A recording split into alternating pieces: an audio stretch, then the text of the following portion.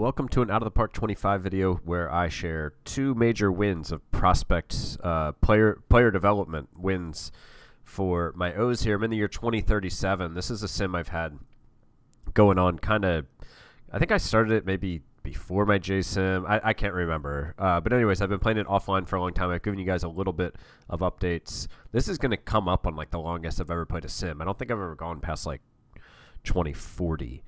But I guess I was in older versions. But anyways, so long story short, this has been a good sim. I've only won the World Series twice, but I've made the playoffs, I think, all but 2 years since 2024. I missed in 2024 somehow with the O's. And then since then, I've only missed one other time. I've won 2 World Series. Gunnar Henderson, Jackson Holliday, Samuel Basayo are still around, although in the back part of their career for sure. But anyways, long story short, a couple years ago, I kind of identified that my infield was getting older, and I didn't have a lot of good infield prospects. So I started in trades for prospects, trying to accumulate infielders who could come up through my minor league system and hopefully be there as like Henderson, Holliday, and retired as my shortstop at the time, hit free agency, which he's since done. And I've had 2 of the bigger player development wins ever, I think, for me. Neither of these guys were top 100 prospects when I traded for them, and one is now, a year later, the second prospect ranked in baseball, and one is the 20th. I haven't had 5 top 100 prospects since the early days of this sim. There are many, many, many years where I've had no top 100 prospects, and some of that's because it's 2 reasons. I've been picking, I have 32 teams, and with the comp picks, like sometimes I pick like 35th, 37th overall. You're not going to get too many top 100 prospects out of that. You might get some, but they're not going to be annually top 100. I also don't spend $4 million per player in international free agency. I prefer to spread my money out. So I develop really solid players, but not superstars who are top 100 prospects or top 10 prospects. But anyways, let's look at this. Sergio Solano, who I got in a trade with Texas. Oh, this was an older trade. Okay, this was 2034. The other guy, I think, there are a couple guys. This was the San Diego guy. Yeah, okay. We'll get to him. And then Joe Nels is another trade, 2034 as well. So Solano I got in 2034, and you can see, so he's now a 65 out of 80, 70 potential power, 70 potential contact. You can see in the offseason of 2034, he was a 30 out of 50. He was a 55, 60, 50. So he had above average contact and above average power. Looked like an average player, and looked like he could play the infield. So I went ahead and acquired him. It was actually I gave up a really good player for him because I liked his profile a lot at the time because he was young. So this was what 4 years ago. So he was like 20. He was acquired a minor league contract, and so yeah, he was a really solid player, right? Like above average tools, a 50 grade future value prospect in like Out of the Park 25, where they have the 20 to 80 scale much more realistic compared to Major League Baseball, is a pretty good prospect. Like that's a pretty decent prospect. But since then, though, I mean, he's just exploded, and it especially happened like you can see this year. Opening day 2036 is a 55, and he had the 60. He was looking really good. 60 contact, 60 power, 50 eye potential. But then this year he just exploded from the 55 to an 80 now. You can see in 2033, another reason I acquired him is because he was just mashing. I acquired him, and his first year in 2035, he played in high A ball and was like league average, and thought, all right, hopefully he'll get better. But I did promote him. I'm not sure what led to me promoting him, but I did promote him, and he just went off. I left him in AA because my AAA was so crammed with the other guys who had shut up. He wasn't going to get as much playing time. So you can see, I mean, he really took off in July and August. Like awesome April, and then good in May and June, and then just dominant July and August, and oh geez, I was overlooking September. So you can see he was having a really good year. He was having an all-star year, and then August and September just became like the best minor league player, and is now the number 2 prospect in baseball. Now, what did I give up for him? And I don't think any of this was development lab. Unsuccessful there. I did improve his second base defense. I think his range. Actually, I don't think his range ticked up. I think his arm went up, and maybe his error went up, like on the 20 to 80 scale. But they all went up under the hood. So I gave up a really good player for him. This trade was basically Solano for Salazar, which at the time might have been a bad looking trade. Salazar, you can see, he's been a 4-time All-Star, 2-time Silver Slugger. He's with the Rangers. You can see I traded for him from the Nats. He'd been solid as a young player and then had a breakout campaign for them. And then it came to I needed an outfielder, a right-handed hitting outfielder in the middle of my lineup, and he came to my team, and he was just kind of fine. And then after that season, I had a few outfield prospects kind of pop up. Not pop up. They developed to the point where I was okay dealing Salazar. Like, I had 4 starting caliber outfielders. Salazar was the only one who was in arbitration. The rest were all pre-arb. And he had the highest trade value because he had such a good track record. Now, he's gone on to Texas and been a really good player for him. How many of these? 2033. So he made an all-star team in 2035. This year in 2036, for some reason he didn't, but he played like an all-star. So I gave up a really good player for him, and he's put up, 7.4 WAR across 2 seasons. So I will need my guy Zano to break out in the majors, so therefore I don't I don't have that on my decision history getting smoked on this trade. But the other guy is Joe Howarth, who you can see is number 20 prospect. I got him the same winter, same off season? No, different off season.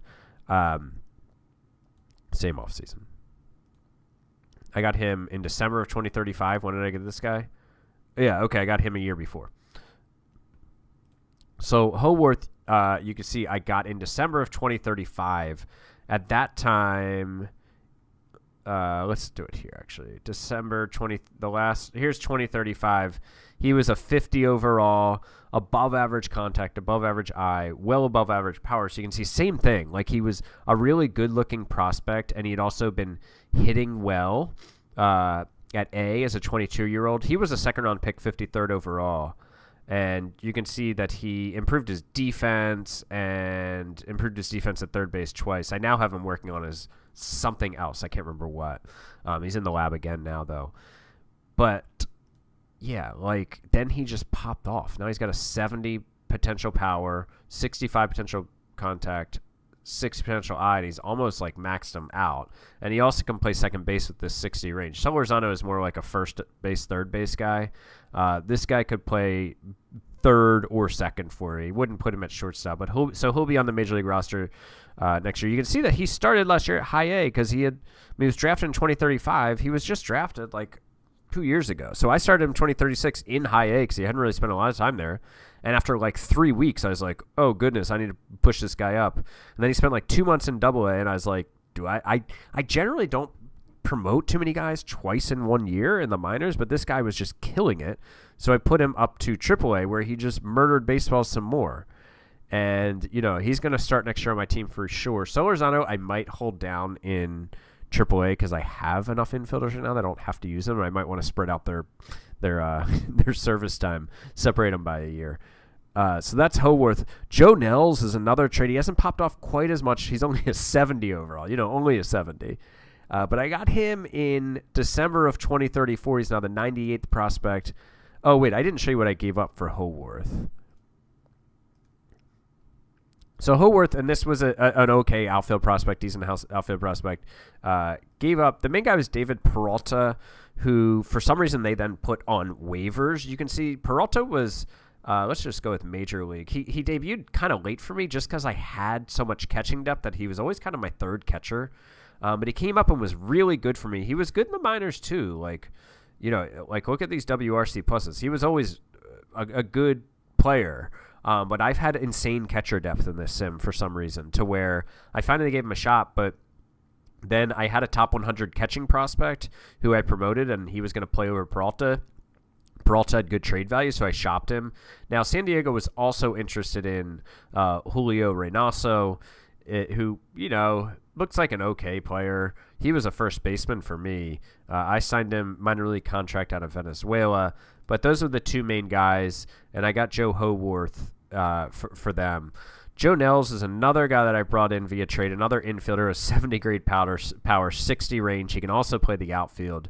Maybe not quite as superstar-y as the other guys. Yeah, that's a word. He was 2034, so let's see, December 2034. He was a 60 grade prospect, but 25 overall. So he was kind of looking like a stud when I got him. I remember seeing him out there and just being like, I want to trade for this guy. And I just found out what it took, and I did. But there was no guarantee he was going to develop. He was really young in 2034. I mean, he was 20 years old. He was coming off a great rookie ball season, though.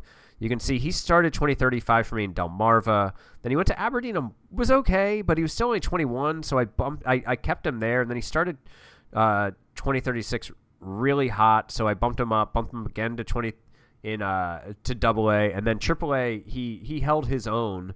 I think he maybe still might need a little more time in Triple-A just to prove himself. Not really, but I just have enough. I don't need to debut all these guys like on opening day. I honestly think like Nels and Zano might just be down in the minors the first month or two and then come up as I have injuries and stuff. This guy 113th is a trade too. Mangione is another infielder that I got. I got him from the Dodgers. And he's a 55 overall, you know, not quite the caliber of players that these guys are. Let's go scouting, but he's gotten better since I got him. I got him when May of 2034. You can see he's a 45 overall. He's not a 55 overall. So a lot of player development wins here for us in this. And I'll show you a couple more things about that. Before I do that, check out in the description of this video, I put a link to some music I recorded with some friends. It'll take you to a link where you can find it on Spotify, Apple Music, Amazon, like all the streaming services. Just go to the link and then pick your streaming service of choice and go listen to it and click like follow or whatever. So like you get alerted when we put out new music. There's stories behind how the music got created and all that. But long story short, just go listen to it if you will. There's some other guys that I've acquired though too. Jeff Eubanks is one of the infielders that I acquired. He hasn't really popped off. I mean, he's still really young. I traded for him in 2034 when he was 20, and he really hasn't popped off yet. But I think he's another guy who possibly could like climb the ladder here. He was part of my let's acquire a bunch of infielders. Where I got Solano, Howarth, Mangione, Howarth, I said Nels. That might have been all the guys. I acquired a bunch. Was this a trade? No, he was a draft pick. And this guy was a draft pick, I think. This is my 28th overall pick in this past year. That was my first round pick. Didn't really do much. Kind of struggled. Which this is a random first round pick who just did nothing, but I kind of just kept promoting him based off of age. And then in 2036 in Double-A broke out at 23. He's going to be a problem for teams as he gets up probably, but he's going to have to battle with my current center fielder, Sergio Pedersini, who is two-time All-Star, Silver Slugger, two-time Playoff Series MVP, two times World Series champion. He's had some injuries which have kind of slowed him down some, but has been a really solid player for me. You can see he's finally fully healthy here. I mean, these were young seasons, right? He was an international free agent signing in 2025, and I signed him for $1.7 million. And now here he is. I have him locked up long term. Yeah, not a bad deal. He's 3 years into a 9-year deal. But, yeah, so I just want to share, I mainly just wanted to share the two top 20 guys, Solano and Howarth. I mean, I've not had guys pop off like that, randomly become top 100 prospects out of nowhere in out of the park 25 yet. I've had guys like go into the top 100 who were solid prospects and continue to develop. I've not had guys who looked like solid prospects then become like elite prospects. So that was pretty exciting. And the fact that it happened twice in one season, I was just like, whoa, hey-yo. But anyways, I appreciate you guys watching this video. Again, check the description. Check out the music I made if you're into that. If you're into music by somebody who grew up on like Seattle rock music. All right, thanks guys for watching. Talk to you in the next video. Also, I'll probably post some updates on this sim on my Patreon here. I don't know how regularly I'll update here on the channel, but I'll probably update like Gunner and Holiday and Basayo's career in a Patreon post at some point soon. So check out the Patreon page out too if you'd like. All right, peace. Bye.